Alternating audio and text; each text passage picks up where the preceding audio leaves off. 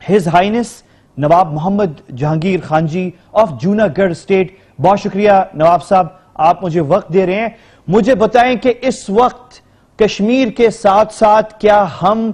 جوناگڑھ کا مقدمہ آگے لا سکتے ہیں؟ کیا اس میں قانونی وزن ہے کہ اس کو انٹرنیشنل لیول پہ لایا جا سکے اس وقت؟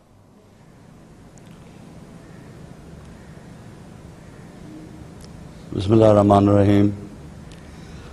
قریشی صاحب السلام علیکم. آپ کا اور آپ کے کرو کا میں بہت مشکور و ممنون ہوں کہ آپ نے مجھے آج کچھ موقع دیا یہاں آپ کے نیو چینل کے تھرو. تو I am very grateful to you and it's nice to talk to you. بڑی خوشی ہوئی آپ سے بات کر کے. Thank you very much. آپ کا بہت اچھا سوال ہے گا. جی بالکل. دیکھیں یہ دو ایشوز ہیں گے. ایک تو کشمیر کا ایشو ہے گا جو کہ ایک بڑا ایشو ہے گا، اور اس کے ساتھ ہی ایک جوناگڑھ کا ایشو ہے جو کہ بہت بڑا ایشو ہے گا. اور یہ دونوں ایشوز جو ہیں یہ بھارت اور پاکستان کے درمیان کے ایشوز ہیں، اور میں یہ سمجھتا ہوں گا کہ یہ سائمنٹینیسلی یعنی ایک ہی وقت پر یہ دونوں ایشوز اٹھائے جا سکتے ہیں اور ان کو آگے لے کے ہمارے حکومتوں کے چلنا چاہیے. اب دیکھیں کہ جیسے پچھلے دنوں صاحبزادہ سلطان احمد علی صاحب جو کہ مسلم انسٹیٹیوٹ کے چیئرمین ہیں اور چھوٹے بھائی ہیں حضرت سلطان محمد علی صاحب کے، انہوں نے ایک بہت اچھی راؤنڈ ٹیبل کانفرنس کا انعقاد کیا تھا اسلام آباد میں، جس میں آپ کے بڑے پرومیننٹ لائر جو ہیں پاکستان کے انٹرنیشنل لیول کے احمد بلال صوفی صاحب بھی اس کے اندر تشریف فرما تھے، اور کافی اچھی وہاں گفتگو ہوئی ہے گی. تو میں ان کا شکر گزار ہوں، کیونکہ میں آپ کو یہ بتاتا چلوں اور ہمیشہ میں یہ کہتا رہتا ہوں گا کہ میرے لیے خوشی ہے کہ چلیں کسی نے تو نام لیا جوناگڑھ کا، کیونکہ آخر آج تک کہ میں دیکھتا ہوں گا کہ میں ہوں، ہمارے جوناگڑھ کے کچھ لوگ ہیں ہمارے ساتھی ہیں، آپ کے جیسے لوگ محبت کرنے والے ہیں، تو وہ ہم ان کے ساتھ چل رہے ہیں جوناگڑھ کا نام لے کے، اور ہم نے جوناگڑھ کو زندہ رکھا ہوا ہے.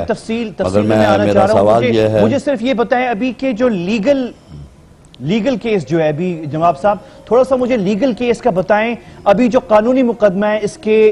اس کی کیفیت کیا ہے، اور کس طرح اگر پاکستان حکومت فیصلہ کر لے کہ کشمیر کے ساتھ ساتھ جو ہے جوناگڑھ کا بھی مقدمہ جو ہے وہ اقوام متحدہ میں لے آئے، تو اس کی جو قانونی اس وقت سٹیٹس ہے؟ کیونکہ پچھلے ہفتے احمد بلال صوفی صاحب جو کہ سابق وزیر قانون ہیں پاکستان کے، انہوں نے کہا ہے کہ لیگلی جو ہے یہ مقدمہ ابھی بھی قائم ہے اور اس کو کنٹینیو کیا جا سکتا ہے. تو تھوڑا سا آپ ناظرین کو بتائیں جن کو نہیں پتا اس چیز کا کہ یہ مقدمہ قانونی طور پہ اس وقت کیا ہے اور کس طرح ریاست پاکستان حکومت پاکستان جو ہے اسے آگے لے کر جا سکتی ہے.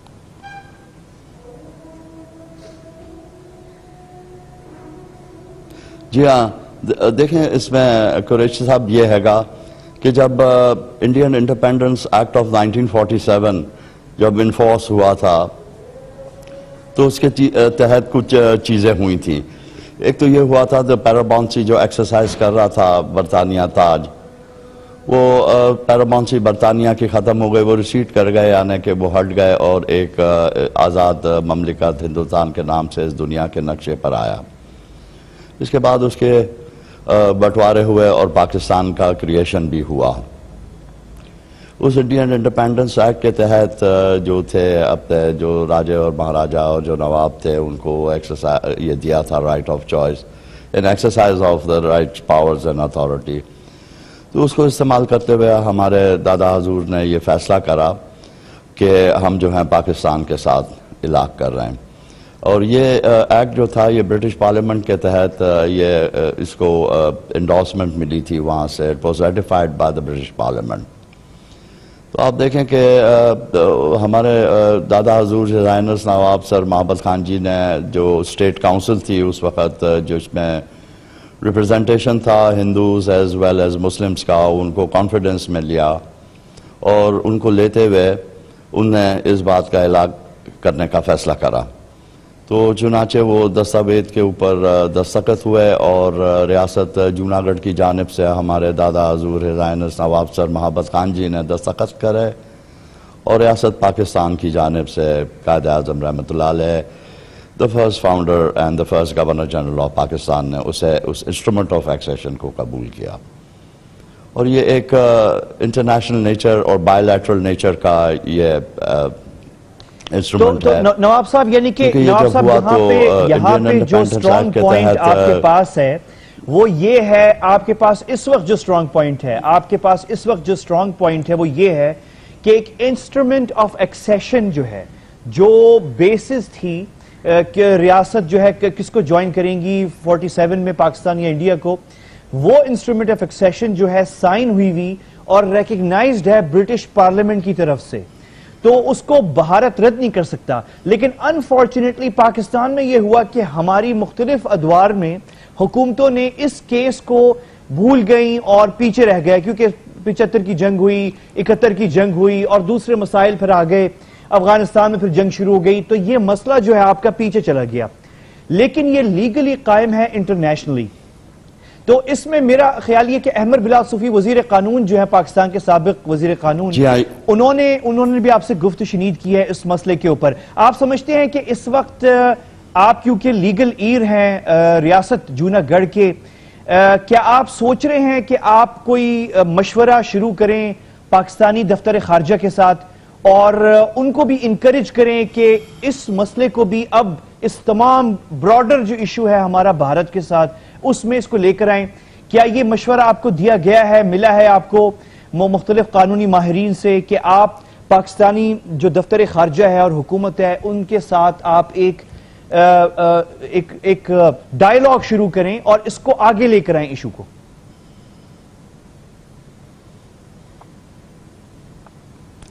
جی ہاں قریشی صاحب، بالکل یہ ہو سکتا ہے گا، کیوں نہیں ہو سکتا۔ میری اس مسئلے کے اوپر کافی قانون دانوں سے بات ہو چکی ہے گی، اور سب یہ بھی کہتے ہیں گے کہ جی بالکل یہ ایک بہت مضبوط ایشو ہے، ایک لیگل ایشو ہے گا۔ اور دیکھیں اصل میں کشمیر میں اور جوناگڑھ کے اندر یہ فرق ہے گا کہ کشمیر کی جو ان کی پرجا تھی، ان کی جو عوام تھی وہاں، وہ تو اٹھ کھڑے ہوئے کہ وہ چاہ رہے تھے کہ جی یہ جو علاقہ ہوا وہاں ہندوستان کے ساتھ تو یہ وہ مارا جا کے نہیں کرنا تھا، جبکہ جوناگڑھ میں اس طرح کا کوئی سچویشن اور سینیریو نہیں تھا۔ جوناگڑھ کے اندر یہ صورتحال تھی کہ وہاں جتنی بھی نواب صاحب کی جو عوام تھی، ان کی اسٹیٹ کاؤنسل تھی،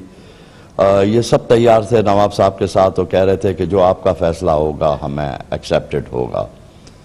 تو یعنی یہ ہے کہ میرا جہاں تک ذاتی تعلق ہے، میں کافی فورمز پر یہ ایشو کو اٹھا چکا ہوں اور میں نے کافی اوپینینز بھی لیے ہیں گے،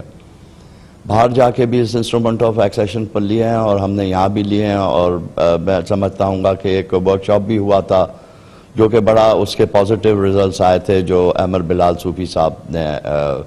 یہ ہولڈ کرا تھا وہاں لاہور کے اندر کچھ سال پہلے۔ تو یہ ہے گا کہ there is definitely no doubt کہ یہ جو انسٹرومنٹ آف ایکسیشن ہے this is a very very legal and a very powerful instrument، اس میں کوئی شک نہیں ہے۔ مگر ہاں یہ بھی بات ہے کہ جس طرح جتنا نواب آف جوناگڑھ کو